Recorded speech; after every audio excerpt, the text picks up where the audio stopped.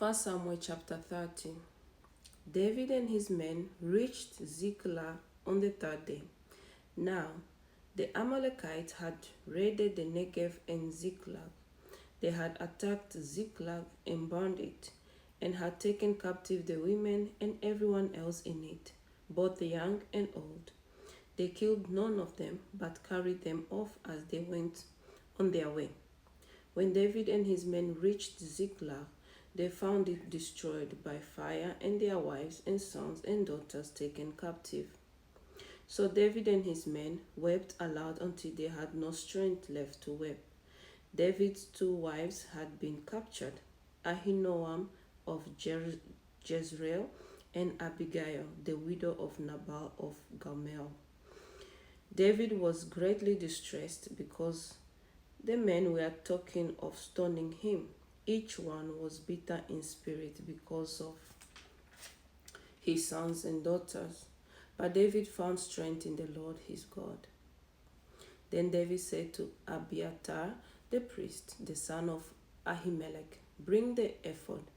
Abiathar brought it to him, and David inquired of the Lord, "Shall I pursue this riding party? Will I overtake them?"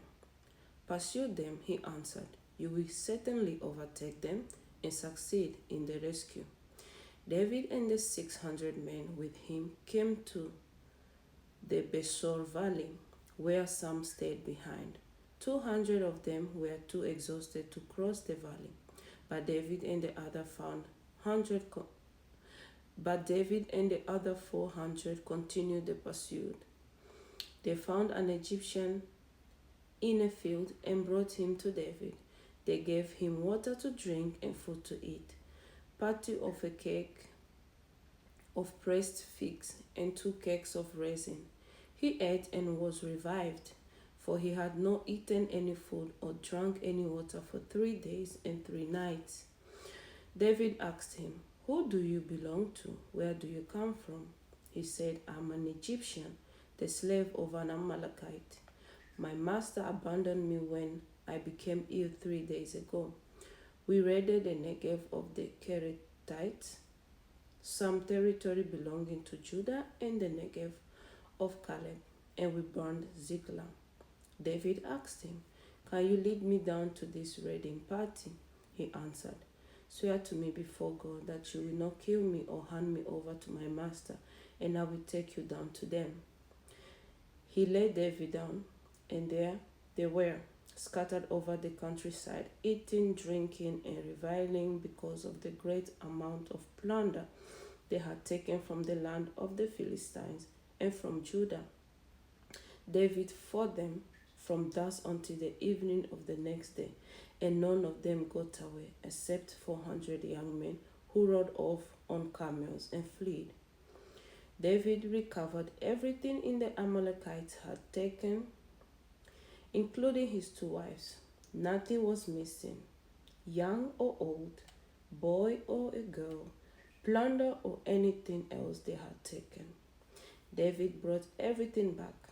He took all the flocks and herds, and his men drove them ahead of the other livestock, saying, "This is David's plunder."